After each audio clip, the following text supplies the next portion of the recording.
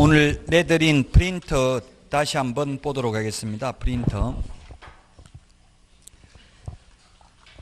확인 설명서 서식이 2020년 2월 21일부로 지금 확정됐습니다. 바뀐 게 거기 동그라미 2번 권리관계 중에서 민간임대 등록 여부 해당 없음이 추가됐죠. 그 다음에 거기 동그라미 13번 중개보수 및 실비금액과 산출 내역에 지급 시기만 들어갔어요. 옛날에는 얼마인지 협의된 금액을 적도록 했는데 입법 예고에서는 입법 예고와는 달리 이 두 개만 바뀌게 되었습니다. 협회에서 반발한 게 아마 그 영향을 미친 것 같습니다. 자, 그 다음에 또 그 2월 21일부터 2020년 2월 21일부터 바뀐 공인중개사법 시행령 프린트 올려드린 거에 보면 밑에 국가법령정보센터에 들어가 보면 확인할 수 있다고 했죠. 이 국토교통부 장관이 부동산 거래 질서 교란행위 신고센터를 설치 운영할 수 있도록 하는 등의 내용으로 공인중개사법이 개정됨에 따라 부동산 거래 질서 교란행위를 신고하는 자는 부동산 거래 질서 교란행위 내용 및 이를 증명할 수 있는 자료 등을 포함하여 신고하도록 하고, 신고센터는 신고사항에 대해서 시도지사 및 등록관 정의 조사 및 조치를 요구하도록 하는 등 법률에서 위임된 사항과 그 시행에 필요한 사항을 정하는 한편, 중개대상물 확인 설명 의무와 설명 근거 자료 제시 의무 중 한 가지만 위반한 경우 부과하는 과태료 부과 기준 금액을 400만 원에서 250만 원으로 하향 조정했습니다. 확인 설명도 안 하고 근거 자료 제시도 안 하면 500만 원이죠. 구체적 기준이. 그럼 둘 중에 하나를 안 하면 이때까지는 400만 원이라고 돼 있었어요. 그래서 협회에서 건의를 한 것 같아요. 왜 둘 중에 하나 안 하면 그럼 250 해야지, 논리적으로 보면. 이렇게 해서 250만 원으로 확정이 되었습니다. 그래서 2020년 2월 21일부로 이제 특사경, 경기도 서울에는 특별사법경찰관들이 지금 이게 이제 집중 단속에 나서더라고요. 집값 담합을 해가지고 지금 수원을 뭐라고 하지? 수용성 이렇게 해가지고 수원, 용인, 성남 해가지고 뭐 집값이 3억씩 올라갔대. 그 담합하는 게 굉장히 심해. 이게 투기꾼들이 카카오톡 오픈 채팅방 이런 거 해가지고 몰려다니면서 휩쓸고 지나가 버리면 이제 선의의 피해자가 생길 수도 있어요. 같이 비싸게 매수했는데 갑자기 하루아침에 뭐 3억씩 이렇게 올라갈 이유는 없잖아요. 그래서 이렇게 집값 담합하는 게 굉장히 심해가지고 이제 이런 거 신고센터 이런 걸 커뮤니티나 아파트 분유의 커뮤니티 이런 걸로 카카오톡 오픈 채팅방, 그래서 이게 입주자 카페 이런 데도 엄격하게 하더라고. 비회원은 저도 바로 탈퇴당했어요. 그 분양권 팔고 나니까. 담합하기 위해서. 그렇죠. 이런 담합 행위를 근절하기 위한 신고센터를 설치 운영한다고요. 직접적으로 단속하기가 어렵겠죠. 그래서 이제 신고센터를 설치 운영하고요. 자, 그 다음에 부동산 거래 신고 등에 관한 법률도 역시 2020년 2월 21일부터 시행되는 게 뭐냐면,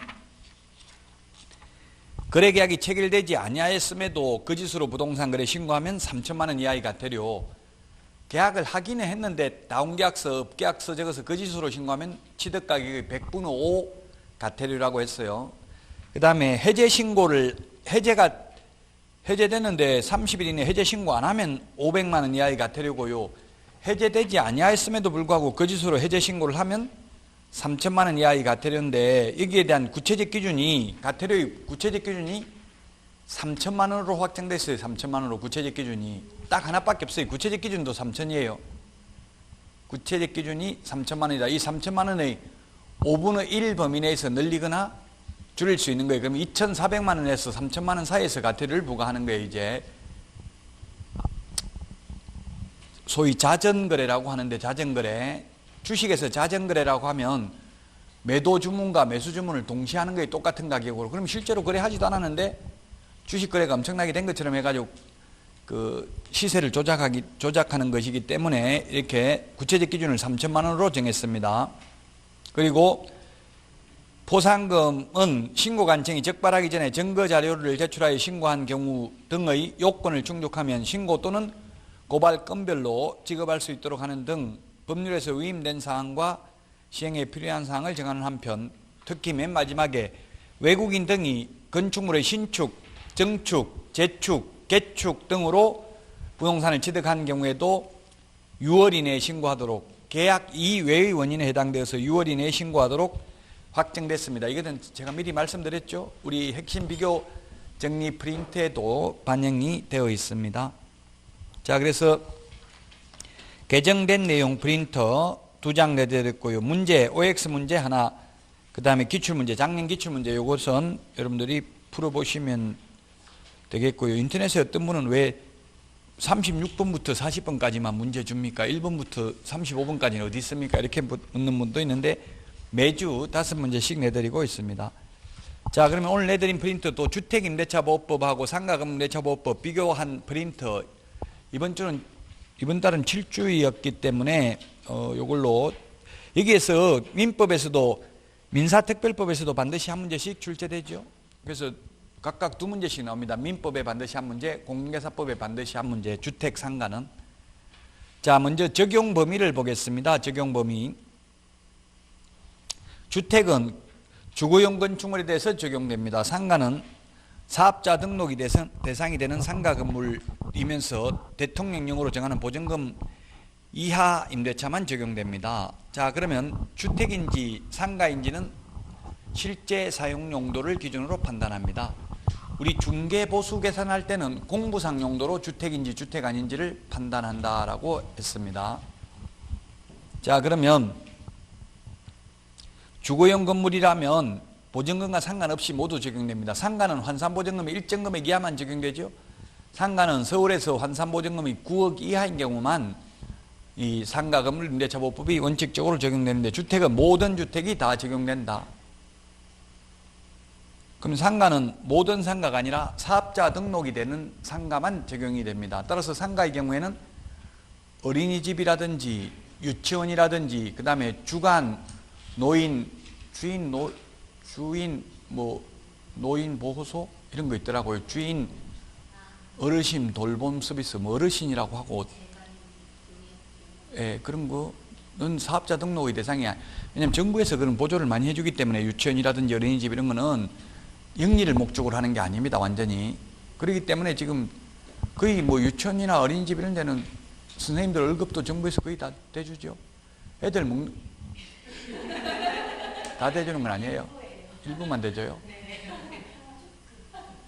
아, 조금 지금 선생님 하고 계세요, 어린이집? 선생님 하니까 모르지. 그 원장님을 해봐야 아는데 대주는지 안 대주는지는. 원장님 해봤어요? 아, 정부에서? 또 정부에서 그렇게 지켜서 들어오고 아마 그 원장님한테 또 주는 것도 있을 수도 있어요. 거의 다는 아니라도 거의, 예, 선생님도 주고 그 애들 먹는 거 이런 것도, 예, 준다고요. 그래서 저도 누구라고 말하면 또 조사 나올지도 모르니까 저도 제 아는 사람 보니까 그 슈퍼에 가서 자기 집에 먹는 것도 다 그걸로 다 하더라고. 어린이집에서 나오는 그 무슨 카드 같은 걸 해가지고 먹는 거 이런 걸 사는 거는 그래도 그나마 다 인정이 되겠죠. 근데 문제는 성인용품 사고 이런 거가 문제됐잖아요. 그런 건 애들이 쓰는 게 아니니까. 원장님 집에 먹는 것도 다 카드로 끊는 거 봐서 제 친척 중에도 한 사람이 있었거든요. 예. 어쨌든 그건 그래서 완전 영리를 목적으로 하는 건 아니니까 이게 사업자 등록의 대상이 아니고 고유번호증이라는 게 있어요. 어린이집이라든지 유치원이라든지 노인 주간 보호센터 이런 거는 상가금 임대차보호법은 적용되지 않습니다. 자, 그 다음에 적용 제외가 있는데, 적용 제외는 일시 사용을 위한 임대차인 경우는 주택, 상가 모두 적용이 안 됩니다. 일시 사용을 위한 임대차는 모두 적용이 안 됩니다. 그래서 주택 같은 거 보면은 중국 동포들을 계약할 때 저는 어떻게 했냐면은 임대차 계약서라고 적지 않고 일시 사용 임대차 이렇게 적어요. 일시 사용 임대차. 일시 사용 임대차 이렇게 해가지고 3개월을 적어요. 제가 옛날 중개업할 때 3개월 이렇게 적으면 중국 동포들 대상으로. 왜냐면 이거는 이분들은 보증금도 없어요. 그냥 월세만, 경기도에서 월세만 40만 원이에요. 그러면 한 달 월세, 원래는 월세가 후불로 내요. 수도권에서는 후불로 받는데 이게 보증금이 없는 경우는 선불로 받을 수밖에 없잖아요. 선불로 받고 또 한 달 거 예치금을 내요. 40만 원. 그리고 중개보수 11만 원 내요. 그러면 91만 원 내면 거의 일주일 안에 입주를 해요. 중국에서 오자마자 바로 들어가니까 거의 바로 오늘 입주한다는 사람도 있어요. 오자마자. 이렇게 들어가요. 그럼 주인들이 한 30만 원 정도 줘요. 중개보수를. 원래 법정보수는 10만 원 정도밖에 안 되는데 주인이 20만 원 더 줘요. 근데 처음에는 저도 중개할 때 무서워서 더 받았다 괜히 잘못하면 감옥 갈지도 모른다 생각하고 못 받았는데 자꾸 주는 걸 안 받으니까 옆에 개업공개사가 왕따 시키는 거예요. 저 인간 때문에 우리까지 못 받겠다 이래서 할 수 없이 저도 받아보니까 금방 또 익숙해지더라고요. 예, 받았는데도 한 번도 처벌받거나 그런 사례는 없어요. 만약 누가 민원 제기하면 즉각 돌려주면 거의 웬만하면 20만 원 더 받았다고 감옥은 안 가요. 어쨌든 현실적으로는 그래서 월세 이거 한 건만 해도 한 40만 원 받아요. 그러면 어떻게 계약서를 정리하면 이 40만 원 석 달 안에 나가면 예치금 한 달간 안 돌려준다 이렇게 돼 있어요. 왜냐면 바로 한 달마다 계속 나가버리면 개업공개사한테 주인이 30만 원 줬잖아요. 그럼 40만 원 받아가 30만 원 주는데 또 한 달 만에 세입자 바뀌면 계속 중개보수만 주고 나면 남는 거 하나도 없죠. 그러니까 석 달 안에 나가면 이게 예치금 40만 원 받아놓은 거 안 돌려준다 이렇게 계약서에 써요. 특이하게. 그리고 뭐 나중에 고장낸 거 있으면 이 40만 원 예치된 거 가지고 다 고친다 이런 것도 돼 있어요. 그 석 달 만약에 석 달 지나도 월세도 안 내고 안 나가면 거기에 있는 집 모두 다 주인이 치우고 다른 사람한테 세를 놓더라도 하등 이의를 제기하지 않는다 이런 것도 특약을 적어요. 그 특약은 효력이 있어요 없어요? 효력은 없죠. 강행법규 위반으로. 자력구제는 할 수가 없어요. 우리나라에서는 무조건 원칙은 하려면 명도소송 해가지고 성소 판결문 받아가지고 집행관을 통해서 강제 집행해야 돼요. 근데 현실적으로는 그렇게 하면 1년 걸려요. 강제 집행하는데. 그러니까 현실적으로 주인이 그냥 짐 다 치워버리고 새 놔버려요. 그럼 10명 중에 9명은 아무 말 안 해요. 한 명 정도 소송할 수도 있어요. 그 소송해가지고 대법원에서 벌금 500만 원 확정된 사례 있어요. 업무방해죄로. 예를 들면 상가, 가게가 월세를 안 낸 거예요. 그 주인이 간판 떼버리고 그냥 셔터 내려버렸어요. 장사 못하게. 그래서 업무방해죄로 벌금 500만 원 선고받았는데 그래도 그러니까 세입자 장사 못하니까 나갈 수밖에 없잖아요. 그게 더 내보내기는 빨라요. 빠르기는. 시험에 나오면 그렇게 하면 안 되지만 현실은 그렇게 할 수밖에 없다는 이야기예요. 시험에 나오면 명도소송 해가지고 승소 판결문 받아서 집행관을 통해서 강제 집행을 해야 됩니다. 어쨌든 이런 일시사용을 위한 임대차는 주택임대차보호법 최단기 존속기간 2년 적용 안 받는다는 이야기입니다. 주로 천안 같은 데 보니까 학생들 위주로 하는 게 연세로 받더라고. 1년에 한 번 받더라고. 연세. 1년 계약하고 연세. 1년에 한 번 세 받는다고요. 500만 원 이렇게 일시불로 다 받아요. 이런 경우 뭐 학생들 같은 경우는 이게 적용이 안 될 수도 있다는 이야기입니다. 2년 최단기 존속기간. 학교 지금 4학년 2학기인데 2년 보장해 줄 필요는 없잖아요. 그래서 일시사용을 위한 임대차인 경우 적용이 안 된다. 상가도 마찬가지고요. 그래서 상가도 그래서 소위 깔세 또는 눈물의 폐업 처리 이렇게 해가지고 한 3개월씩 하는 데 있죠. 그런 거 어떻게 하냐면 보통 눈물의 폐업 처리, 그게 맨날 눈물의 폐업 처리 하는데 그거 보면 한 1,000만 원, 3개월에 1,000만 원, 미리 1,000만 원 맡겨놓는 거예요. 3개월 후에 나가는 조건을 하고 3개월 후에 다 까지고 없는 게 깔세잖아요. 받아 나갈 거 아무것도 없는 거. 그런 식으로 하는 거는 1년 최단기 존속기간 적용해 줄 필요 없겠죠. 맨날 눈물의 폐업 처리 해가지고 다니면서 그게 돈이 많이 번대요. 그게. 저는 진짜 폐업하는 줄 알 때만은 그런 것만 전문적으로 하는 분들이 있더라고요. 소위 깔세라고 하죠. 깔세라는 말은 제가 볼 때는 표준말은 아닌데 오히려 서울에서는 깔세라는 말을 쓰더라고요. 오히려 서울 아닌 지역에서는 사걸세가 정확한 표현이더라고요. 사걸세예요. 제가 뭐 사걸세라고 했어요. 네, 사걸세, 사걸을 들고 없어진다. 뭐 같은 의미의 사걸세가 표준말이더라고. 깔세는 표준말이 아닌데 서울서는 오히려 깔세라는 말을 많이 써요. 그 표준말이 꼭 서울 사람이 쓰는 게 표준말이 아니라 교양 있는 사람이 쓰는 게, 저 같은 사람이 쓰는 말이 표준말이에요. 그 서울 사람이 쓰는 게 무조건 표준말이 아니고. 농담입니다. 또 너무 미워하지 마세요. 재수 없다고. 자, 그 다음에 대항력입니다. 대항력이라는 것은 원래 채권은 채무자에게만 주장할 수 있고 물권은 대세권이 있기 때문에 누구에게나 주장할 수 있습니다. 원래 임차권은 채권이기 때문에 집주인 바뀌면, 상가 주인 바뀌면 옛날에는 나가라고 하면 무조건 나가야 돼요. 대항할 수가 없었어요. 채권이기 때문에. 근데 지금은 대항력이 인정되기 때문에 중간에 주인이 바뀌어도 최단기 존속 기간은 계속 살 수 있거나 또는 장사할 수 있다는 얘기죠. 대항력이 있으면. 그 대항력을 갖추는 게 주택임대차보호법에서는 인도가 이사입니다. 이사하고 전입신고, 주민등록 또는 전입신고 같은 말입니다. 주민등록, 전입신고하면 주민등록이 된 걸로 보죠. 이 두 가지를 갖춰야 되고요. 상가는 인도받고, 건물을 인도받고 사업자 등록을 교부받아야 되는 게 아니라 사업자 등록 신청만 하면 됩니다. 신청하면 교부는 일주일 안에 교부하도록 되어 있어요. 그래서 바로 교부해 주는 데도 있고, 저도 사업자 등록을 내보니까 일주일 있다 받아러 오라고 하는 데도 있더라고요. 그래서 신청하는 날이 중요합니다. 그래서 어린이집 같은 경우는 사업자 등록 자체가 안 되니까 보호받을 수가 없다는 이야기입니다. 어린이집이나 유치원 같은 경우는. 우리 아파트 단지 내 1층에 보면 어린이집이라고 하나 뭐라고 하지? 가정 어린이집 이런 거는 주택도 아니고 상가도 아닙니다. 다 못 받아요, 보호를. 왜? 주택으로 쓰지 않기 때문에 주택도 아니고 또 사업자 등록이 아니니까 상가도 아니에요. 그럼 민법 임대차를 적용받는다 이 말이에요. 그거는 민법 임대차 규정이 있잖아요, 또. 예. 자, 그 다음에 우선 면제라는 게 있습니다. 우선 면제. 우선 면제는 후순위보다 우선 면제 받는 게 우선 면제고, 그 밑에 있는 최우선 면제는 선순위보다도 최고 먼저 받는 게 최우선 면제죠. 그래서 우선 면제는 대항력 플러스 확정일자 받으면 후순위보다는 전액을 우선 면제 받습니다. 그래서 전세권 설정 등기는 현실적으로 거의 안 하죠. 할 필요가 없어요. 확정일자 받으면 전세권하고 똑같아요. 배당받는 순서는.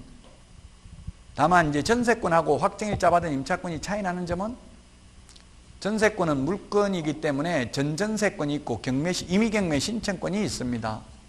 근데 임차권은 경매 신청권이 없고 전전세권, 전대를 마음대로 할 수 없는 게 차이고, 나머지 배당받는 건 오히려 확정일자 받은 임차권이 더 유리해요. 왜냐하면 확정일자 받은 임차권은 토지 매각 대금에 대해서도 우선 면제받아요. 근데 전세권은 건물에 대해서 전세권 설정 등기했다면 건물 매각 대금에서만 우선 면제받을 수 있습니다. 자, 최우선 면제는 무조건 다 받는 게 아니라 소액보증금만 받습니다. 서울에서 1억 1천만 원 이하입니다. 서울에서 1억 1천만 원 이하인 경우 나누기 3 해가지고 100만 원 단위로 절상을 한 금액입니다. 그럼 3,700만 원까지. 그 다음에 과밀억제권역하고 세용화입니다. 정용화라고 있어요. CN블루에 보면 정용화. 정용화가 아니라 세용화입니다. 세종, 용인, 화성은 수도권 과밀억제권역에 준하는 보호를 받습니다. 집값이 비싸다는 이야기죠, 지금. 세종시 계속 올라갈 예정이고요, 앞으로. 왜냐하면 인구가 세종은 85만 명 정도를 목표로 하고 있습니다. 지금 50만 명도 안 되죠, 아직. 그러면 앞으로 계속 인구가 늘어나니까 집값은 올라갈 가능성이 있고요. 그래서 그렇고, 용인은 지금 용인 수용성이라고, 지금 용인 또 이게 전철이 지금 신분당선 뭐 해가지고 전철이 있어가지고 전철, 저도 제가 분당에서 지금 강의하는데 수원에서 분당까지 차 타고 가는데 보면 꽉꽉 차요, 사람 손님이. 그래서 용인도 지금 뭐 동백이라든지 용인이 신도시, 수지 신도시 이런 데가, 수지 같은 데가 지금 난개발을 했음에도 불구하고 10억 넘는 집값이 지금 최근에 이게 10억 넘는 게 막 소출했대요. 화성은 동탄 이신도시가 있습니다. 그래서 세용화, 정용화가 아니라 세용화, 이 세 개는 최근에 신설됐기 때문에 기억해야 돼. 세용화가 과밀억제권역에 준하는 보호를 받는데 1억 나누기 3을 해서 100만 원 단위로 절상을 했어요. 1억 나누기 3을 하면 3,333만 3,333원이잖아요. 100만 원 단위로 절상, 끊어서 올렸다는 이야기예요. 그래서 3,400까지 최우선 면제를 받고요. 그 다음에 광역시 2번에 있는 과밀억제권역에 있는 군지역은 제외하고, 그 다음 과밀억제권하고 군을 제외한다. 그러면 광역시, 과밀억제권역에 인천광역시, 대구광역시는 군이 있죠. 울산광역시 군지역은 제외합니다. 기타 지역에 해당되고요. 그 다음에 광역시 중에서도 인천광역시는 제외한다는 이야기입니다. 인천광역시는 과밀억제권역에 들어가잖아요. 그 다음에 파주가 신설됐습니다. 파주가 광역시에 준하는 보호를 받습니다. 그 다음에 안산, 김포, 광주 이런 곳은 광역시에 준하는 보호를 받습니다. 자, 그래서 6천만 원 이하인 경우 나누기 3을 하면 2천만 원이죠. 2천만 원까지 최우선 면제 받습니다. 기타 지역은 5천만 원 이하인 경우 나누기 3을 해서 100만 원 단위로 절상하면 1,700만 원까지. 이 숫자는 암기를 해야 돼요. 1억 1천, 1억 6천, 5천만 암기하면 나머지 뒤에 건 나누기 3을 해서 100만 원 단위로 끊어 올렸다고, 절상을 했다고, 반올림이 아니라. 이 숫자는 계속 변하고 있는데 맨 마지막 지금 현재 시행되는 숫자는 암기를 해야 됩니다. 상가의 경우를 보면 상가는 9억, 상가인 경우에는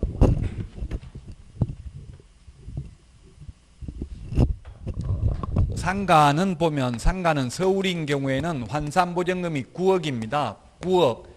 9억 이하인 경우 우선 면제를 받습니다. 그 다음에 과밀억제권역은 얼마입니까?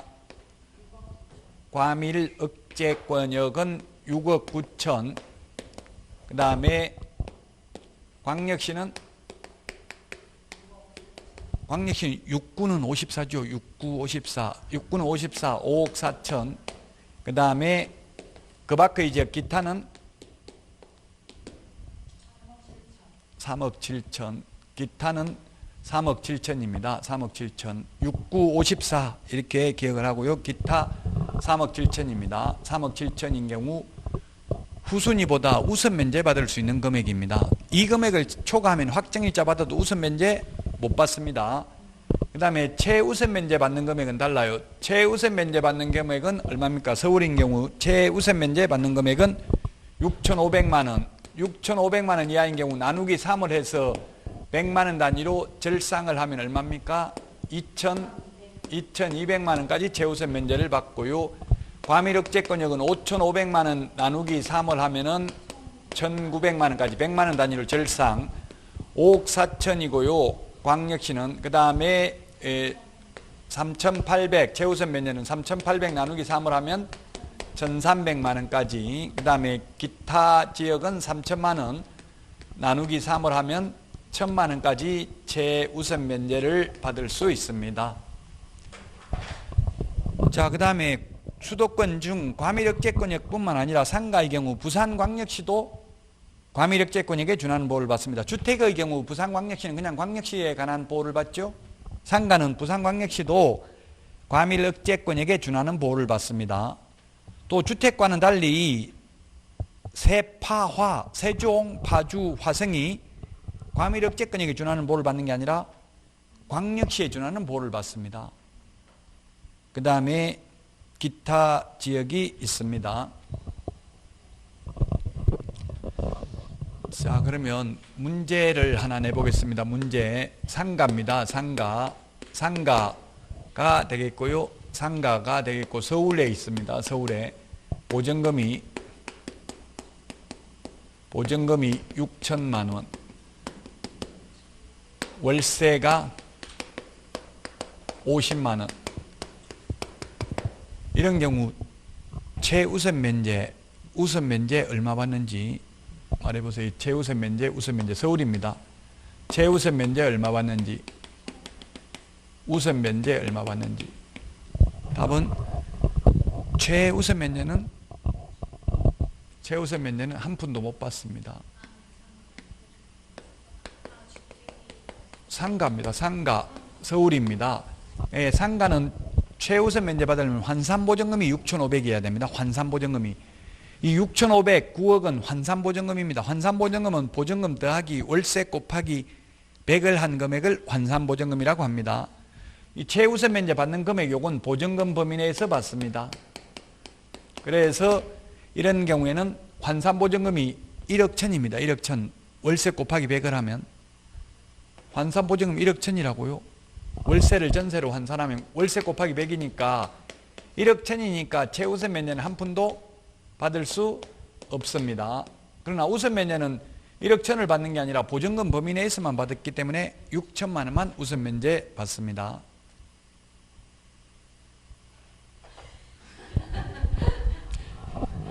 민법에서 아직 안 했죠.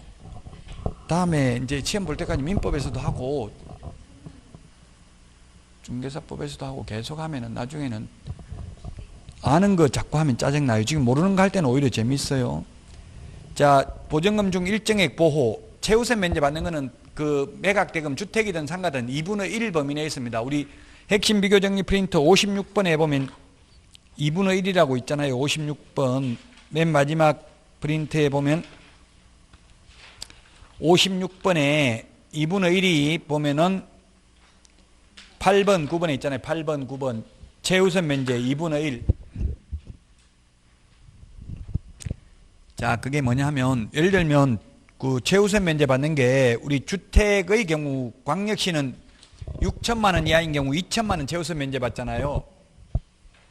가령 대구광역시에 2천만 원짜리가 방이 20개가 있었다고 봅시다. 20개가 있었으면 얼마입니까? 보증금이 총 합하면 2는 4억이죠. 4억인데 이 건물이 경매 넘어갔다고. 경매 넘어갔는데 4억에 낙찰됐어요. 극단적인 예를 들어서. 그럼 4억에 낙찰됐으면 최우선 면제 다 해주고 나면 남는 돈 한 푼도 없죠. 그럼 경매 신청한 사람 받아갈 게 하나도 없잖아요. 건조당권자나 이런 사람이. 그래서 무조건 다 주는 게 아니라 이게 낙찰 금액의 2분의 1만 최우선 면제 준다고. 2억만. 그 2억 가지고 20명이 나누게 되면 1,000만 원씩 밖에 못 받을 수도 있다는 이야기입니다. 극단적으로 예를 들면.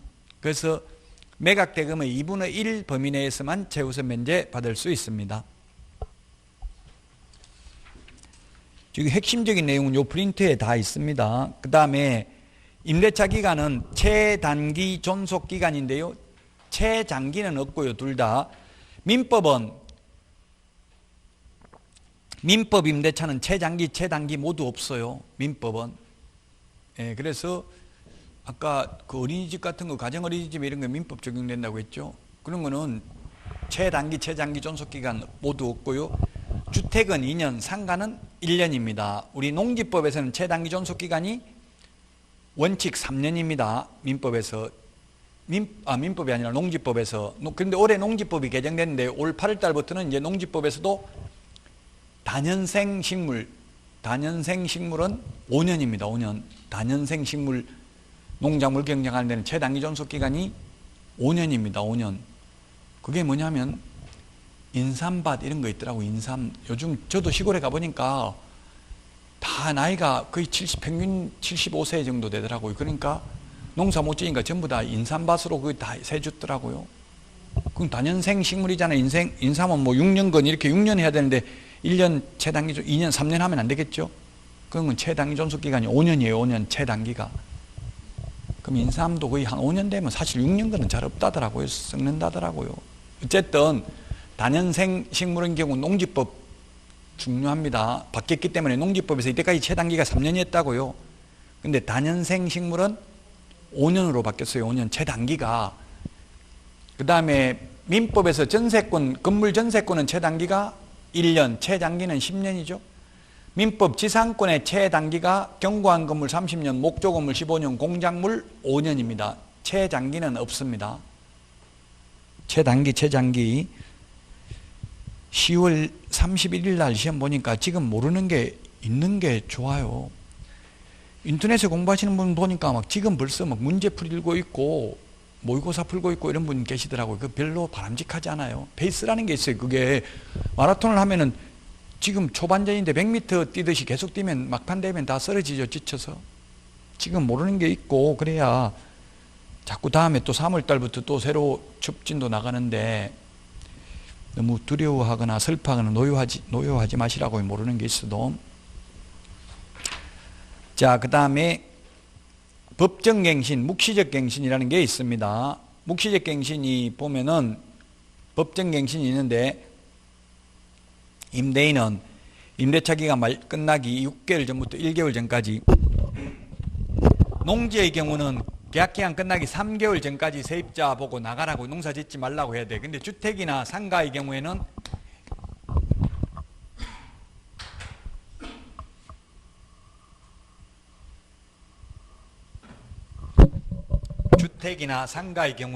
임대인은, 집주인의 경우에는 계약기간 끝나기 6개월 전부터 1개월 사이에, 즉 5개월 동안 세입자 보고 이제 그만 살고 나가라, 장사 그만하고 나가라고 해야 돼요. 가만히 있으면 묵시적 갱신, 법정 갱신 자동 연장된다고. 자동 연장. 주택의 경우에는 주택은 임차인의 경우에 대해서도 규정하고 있는데, 주택은 임차인이 1개월 전까지 아무 말 안 해도 묵시적 갱신된다고 돼 있어요. 근데 상가는 임차인에 관한 규정은 없습니다. 자동 연장, 자동 갱신되는 겁니다. 자동 연장돼도 또 2년, 주택은 2년, 상가는 1년 보장해 줘야 되죠. 주인 입장에서는. 근데 세입자는 자동 연장, 묵시적 갱신이 되면 또 해지 통보를 할 수 있습니다. 나가겠다고 할 수 있어요. 나가겠다고 하면 세입자가 그만 장사하겠다, 이제 그만 살고 나가겠다 하면 3개월 지나면 효력이 발생합니다. 그래서 보통 석 달 월세 까고 내주는 경우가 있다고, 주인이 지금 묵시적 갱신되고 나서 세입자가 나간다고 하면. 근데 주인은 나가라고 할 수가 없어요. 또 주택은 2년 보장해 줘야 된다고, 자동 갱신되면. 상가는 1년을 보장해 줘야 된다고요.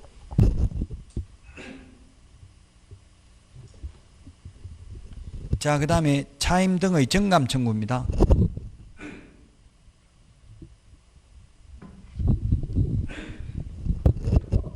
차임 등의 정감 청구인데, 주택은 20분의 1, 상가는 100분의 5, 다 5%죠. 똑같죠?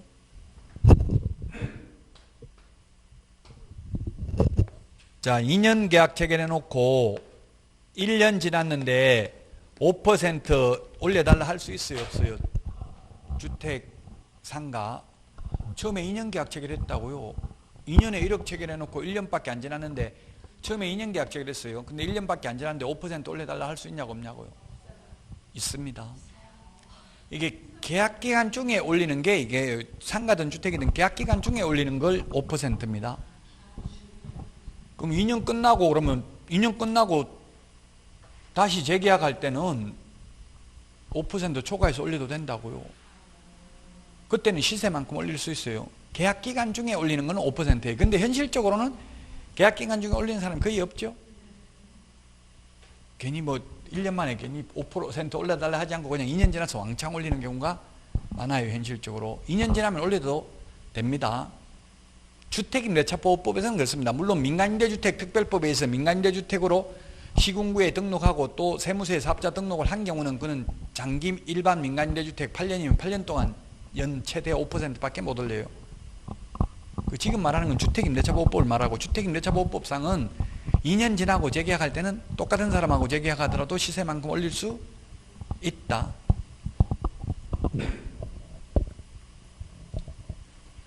상가도 마찬가지입니다. 상가는 10년 동안 5%밖에 못 올려요. 근데 단 상가는 이 환산보증금이 서울에서 6억, 과밀억제권역 6억 9천, 광역시 5억 4천 초과하면 이 5%밖에 못 올린다는 규정을 적용하지 않아요. 시세만큼 올려도 된다고. 금액이 큰 거는 상가의 경우는 1년 지날 때마다. 그래서 지금 상가도 사실 상가가 진짜 어려워요. 세입자가 장사 잘 되면 주인이 어떻게 해서든지 내보내려고, 장사 안 되면 보증금 다 까먹을 때까지 안 내줘요, 돈. 그래서 정말 이게 장사한다는 게, 상가 얻어서 한다는 게 망할 확률이 요즘 한 70% 정도 돼요. 여러분들도 웬만하면 그래서 중개사무소 처음부터 바로 개업하지 말고 최소한 1년 정도는 취직을 해보는 게 좋아요. 지금 저한테 지금 취직할 사람 구해달라는 데가 지금 많은데 사람을 못 구하겠어요. 지금 서울에 지금 강남에 기본급 200만 원 준다고, 200만 원 준다고 하는데 못 구하고 있어요, 저는 200만 원. 근데 200만 원 주는데 그분은 이제 자격증 걸고 거기서 근무하면서 하는 건데, 자격증 걸고 해도 자기가 근무하면서 계약서 자기가 도장 다 찍으면 크게 위험하지 않아요. 그냥 그 불법이 아니에요. 그거는 자격증 걸고 거기서 실제 근무하면, 완전 빌려주면 불법이죠. 그 자격증 걸고 해야 아니 기본급 200만 원 정도 줘요. 안 그러면 그냥 기본급 200만 원 준 데가 잘 없어요. 연세 드신 분은 그렇게 해야 취직하기가 쉬워요. 자격증 걸고 해도. 그 기획부동산에 바지 사장 가면 안 되겠지만, 그게 아니면 상관없다고. 조그만 동네 부동산이니까 상관없어요. 200만 원인데 한 건 하면, 10억짜리 한 건 하면 중개보수가 1800에 0.9씩 하면, 한 건만 하면 한 달 먹고 살 수 있다고요. 취직 안 되면 이야기하세요. 전 취직자리 구해달라는 사람들이 너무 많은데 지금 못 구해주고 있어요, 오히려. 일단 지금은 취직 걱정하지 말고 자격증만 따는 것만 오로지 생각하시라고요. 안타깝게도 보면 자격증 따면 떼돈 벌 사람은 자격증을 못 따고요. 따도 개업 못할 사람은 다 따고 그래요. 자격증을. 통계를 보면 안타깝게도. 자, 그 다음에 월차임 전환율입니다. 월세로 돌리는 겁니다. 월세로 돌리는 거. 월세로 돌리는 건데, 월세로 돌리는 게 보니까 주택은 1할이 10%죠? 또는 기준금리가 지금 아마 1.5%, 1.25%인지 그럴 거예요, 아마. 근데 시험에는 안 나와요. 시험에 낸다면 아마 1.5%라고 낼 거예요. 1.75% 아마 지금 1.75%인지 인터넷에 검색해 보면 나올 거예요. 얼마인지. 1.75% 정도 될 텐데, 그 시험에는 아마 1.75%로 내면 계산하기가 어렵기 때문에 안 낼 가능성이 많고요. 1.5로 낼 가능성이 많아요. 자, 그러면 예를 들면 이런 게 시험에 출제되기는 했습니다.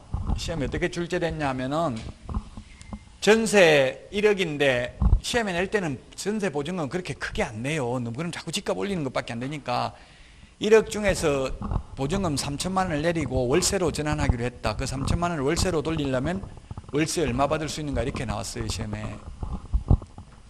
단 기준금리는 1.5%라고 가정하고 계산하시오. 왜? 기준금리는 석 달마다 한국은행에서 계속 공시하기 때문에 달라질 수 있어요. 그래서 그걸 암기할 필요 없어요. 지금 얼마예요? 인터넷에 한번 검색해 보세요. 지금 현재 얼마인지 기준금리가. 그럼 1.5%면 얼마예요? 3천만 원을 월세로 돌리려면은 월세 곱하기 1.5% 더하기 얼마라고 되어 있어요? 3.5% 이거 하고 1할 중에서 낮은 비율을 초과할 수 없죠? 그럼 5%잖아요. 5%, 5, 3, 15 얼마라는 얘기예요? 그러면 3천만 원에 5%를 곱하면 연 1,500만 원, 연 1,500만 원. 1년에 1,500만 원이에요. 1년에 1,500만 원이면 나누기 12달 하면 한 달에 답이 12만 5천 원이었어요. 12만 5천 원. 3천만 원을 월세로 돌리려면 한 달에 12만 5천 원을 초과해서 받을 수 없다는 얘기예요.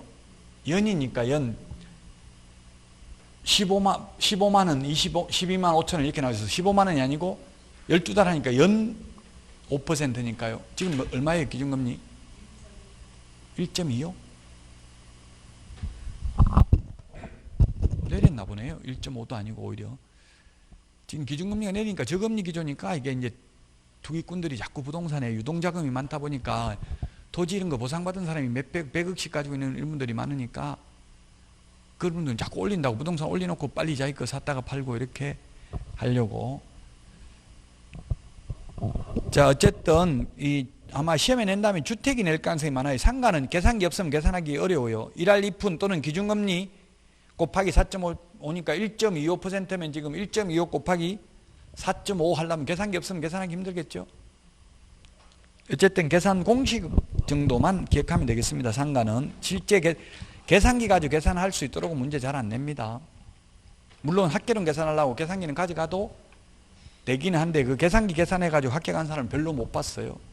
시간이 없어서 그 계산기 두드리고 앉아 있을 시간 없어요. 다른 것부터 다 풀어야 돼. 시간 남으면 해야 돼. 계산기 하는 거는. 자, 그 다음에 사실혼 승계인데요. 주택은 사실혼도 승계됩니다. 근데 상가는 사실혼 관계에 있는 자에게 상속이 안 됩니다.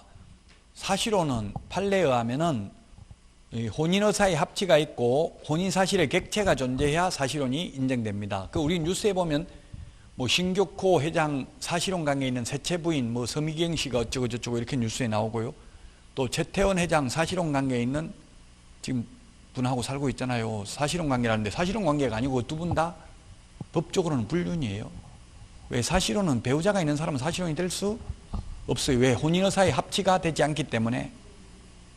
그러니까 그 사실혼 관계에 있는 분, 실제 그 살고 있는 분이 실제 그런 일이 있었어요. 어떤 일이 있었냐면 제주도에서 해양경찰인 남자와 그 다음에 유부녀인 여자분이 두 분이 가출해가 둘이 살림 차리고 3살 된 애 키우면서 살고 있었어요. 근데 이 해양경찰 남자가 돌아가셨어요. 그럼 유족연금이 누구한테 나오냐 이 말이에요. 아직까지 서류상 부인으로 돼 있는 사람한테 나오냐 아니면 이게 같이 살고 애 놓고 살고 있는 사람한테 나오냐.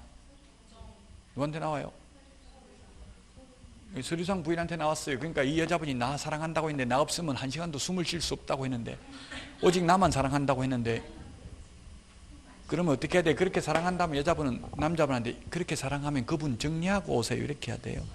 서류 정리 안 돼 있으면 이거는 사실혼이 아니고 불륜일 뿐이에요. 유족 사실혼이면 전부 유족연금이라든지 국민연금이라든지 공무원연금 이런 거 군인연금 다 받을 수 있어요. 사실혼 관계 있는 자는 사실혼이면. 근데 사실혼이 아니란 이야기 배우자가 있으면 자 그래도 주택은 사실혼은 보호돼요. 주택만 사실혼에 상속이 되고 상가는 상속이 안 돼요. 자 그러면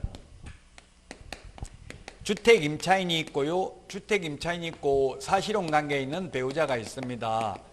두 사람만 살다가 이 임차인이 사망하면 모두 상속이 된다고요. 100% 상속이 된다.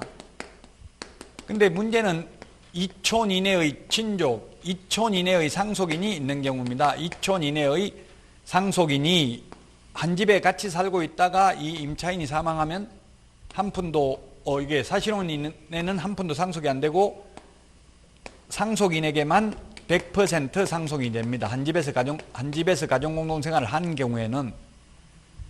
근데 이 노부모 어머니가 이 임차인 남자분의 어머니가 있다고 한다면 이게 부모하고는 1촌이죠. 1촌. 부모 자식 간으로 태어날 확률은 8천급의 인연이 있어야 되고 부부로 태어날 확률은 7천급의 인연이 있어야 되더라고요. 불교에서 1급은 천지 창조되고 다시 새로 창조될 때까지 기간이 1급입니다. 그 부부로 사는 게 거의 7천급의 인연이 있는 거라고. 자식은 더 왼수의 8천급이더라고. 자식하고는. 부모 자식은 완전히 원수 갚으려고 태어난 거의 부모 자식이죠.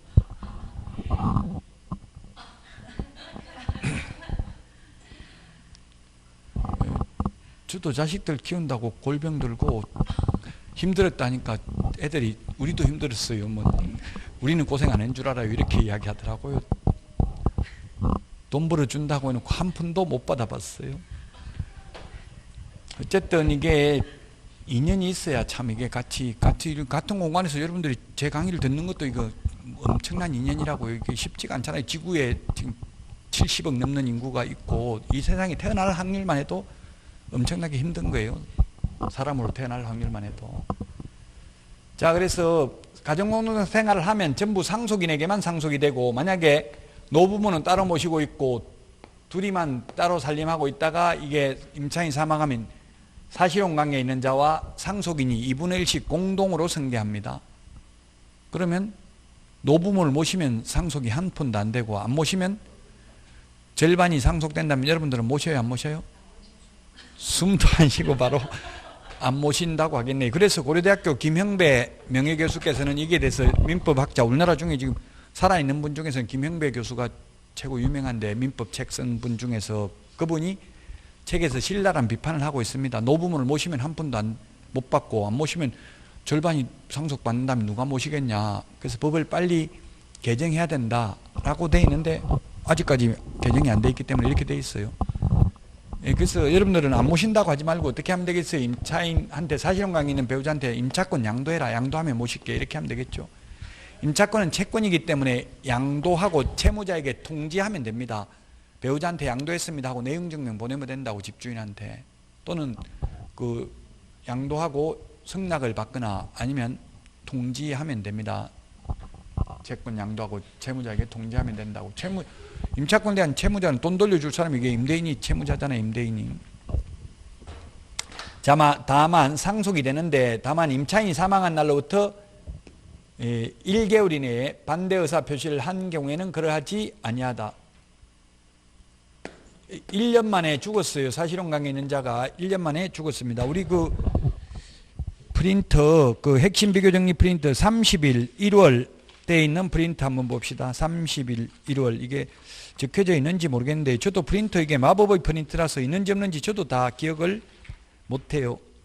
거기에 1개월 30일이 몇 번에 있어요. 1개월 30일이 프린터 45번에 보니까 있네요. 45번에 보니까 15번에 있네요. 주임법이 주택임대차보호법입니다. 임차권 승계폭이라고 돼 있죠. 임차권 승계폭이 즉 사실혼 관계에 있는 배우자가 1년 만에 죽었어요. 그래도 남은 1년 동안을 더 그 배우자가 사실혼 관계에 있는 임차인이 사망을 하면 1년 안에 그 사실혼 관계에 있는 배우자가 임차권을 포기할 수 있다고요. 1개월 안에, 사망한 날로부터 1개월 이내에. 즉 사랑한 사람이 죽으면 무서워요, 안 무서워요?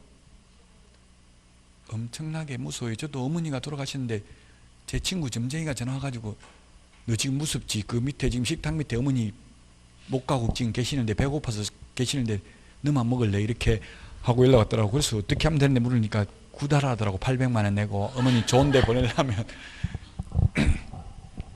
그 제가 속아가지고 한번 구대했는데 구대도 똑같더라고. 무서운 거는. 예, 그래서 이제 다시는 구달 돈 있으면 그냥 편하게 먹고 있어야 되겠다 이런 생각을 했는데 무서워요.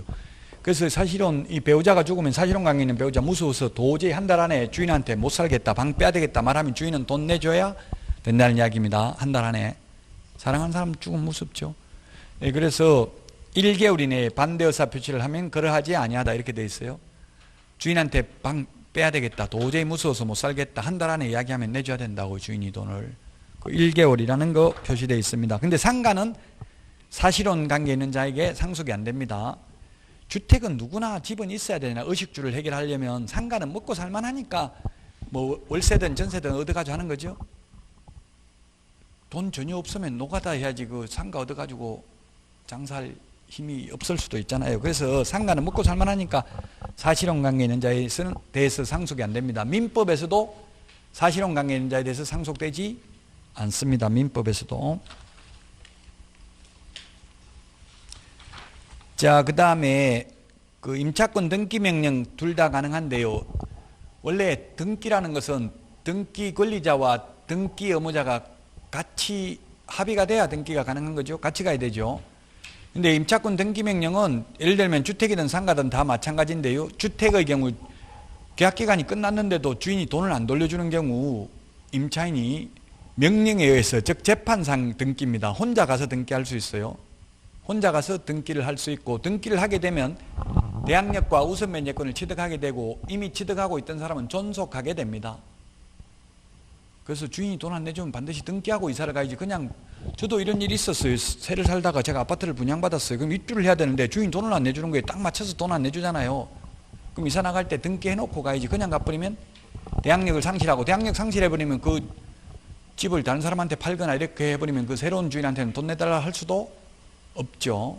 그래서 등기해 놓는 게 좋습니다. 임차권 등기 명령. 그 비용을 임대인에게 청구할 수 있습니다.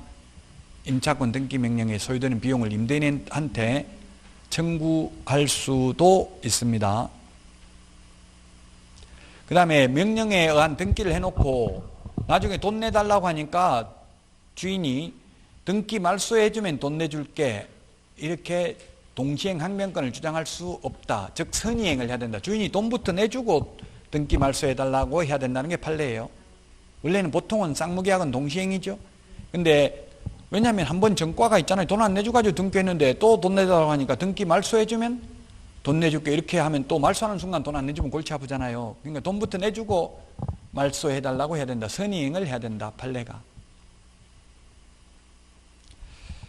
임차권 등기 명령은 주택이든 상가든 모두 다 가능합니다. 그 다음에 주택임대차 분쟁조정위원회, 상가금임대차 분쟁조정위원회라는 게 생겼고요. 여러분들도 주택 상가에 대해서 분쟁이 있으면 이게 분쟁조정위원회, 이게 대한법률구조공단에 설치되어 있거든요. 대한법률구조공단에 전화하면은 상담받을 수 있습니다. 주택의 경우 2기의 차임액을 연체하면, 상가의 경우 3기의 차임액에 이르도록 차임을 연체하면 계약을 해지할 수 있습니다. 우리 3기, 2기가 우리 프린터 거기에 30번에 보면 있습니다. 30번. 프린터 30번에 밑에 보니까 2기 연체하면 3가지, 3기 연체하면 3가지가 있죠. 2기는 민법임대차 해지할 수 있고, 주택임대차 해지할 수 있고, 주택임대차 법정갱신 적용되지 않습니다. 3개의 차임액을 연체하면 상가 계약갱신 요구권을 행사할 수 없고요.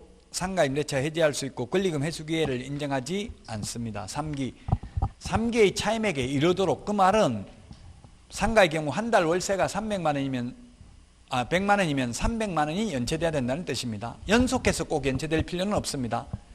예를 들면 한 달 월세가 100만 원인데 장사가 안 돼서 이달은 50만 원밖에 못 주겠습니다. 이렇게 하면 6개월 연체돼야 되겠죠. 50만 원씩 연체시켰으면 차임액에 이르도록 석 달 월세액에 해당되도록 연체된 적이 있는 경우입니다. 그 2기, 3기 우리 핵심 비교정리 프린터 마법의 프린터 여기에 보면 없는 게 없습니다. 자, 그 다음에 소액사건 심판법인데 3천만 원 이하인 경우는 우리 소액사건은 빨리 재판을 하죠. 그래서 소액사건 심판법을 적용한다. 빨리 재판을 끝낼 수 있다. 그 다음에 임대차 정보 제공 요청 이해관계에 있는 경우 동주민센터 상가의 경우 세무서에 임대차 정보 제공을 요청할 수 있다. 확정일자 받은 날 언제이냐, 선순위 세입자 이런 걸 물어볼 수 있다는 이야기입니다. 이해관계인만 가능합니다. 근데 개업공개사는 이해관계인이 아닙니다. 그래서 요청할 수 없습니다. 자, 그래서 455페이지 지금 이번 시간에 한 게 책에 있는 걸 다 사실상 정리를 했습니다. 주택임대차보호법하고 그 다음에 상가 건물임대차보호법까지 다 했습니다. 계략적이고 핵심적인 내용만 다 했습니다. 아마 또 민법에서 하게 될 겁니다. 그래서 490페이지까지 했습니다. 490페이지까지. 주택하고 상가 두 개 비교하는 게 490페이지까지 했고요. 그 다음에 491페이지에 보면 공법상 이용제한 거래 규제입니다. 공법상 이용제한은 이걸 다 확인할 수는 없고요. 공법상 이용제한이 350개의 용도 지역 지구 구역이 있습니다. 그건 토지 이용계획 확인서를 통해서 확인합니다. 491페이지 맨 밑에 토지 이용계획 확인서를 통해서 확인한다고 되어 있습니다. 그런데 이 토지 이용계획 확인서에 492페이지 동그라미 2번 불가능한 것도 있습니다. 불가능한 것도 있다. 접도구역, 그 다음에 학교 환경위생정화구역, 절도보호지구 이런 거는 안 나타납니다. 시험에 토지 이용계획 확인서를 통해서 모든 용도 지역 지구 구역을 모두 확인할 수 있다. X입니다. 약 350개 중에서 10개 정도는 확인할 수 없습니다. 학교 환경위생정화구역 이런 경우는 그 시도 교육청 홈페이지에 가서 확인해야 됩니다. 자, 여기까지 하고 495페이지 이제 마지막 시간입니다. 이달의 마지막이죠. 경공매 한 문제, 매수 신청 내리에서 한 문제 나오는데 어려워요. 이게 경공매는 어려운 부분인데 쉬었다가 495페이지부터 이제 끝까지 하도록 하겠습니다.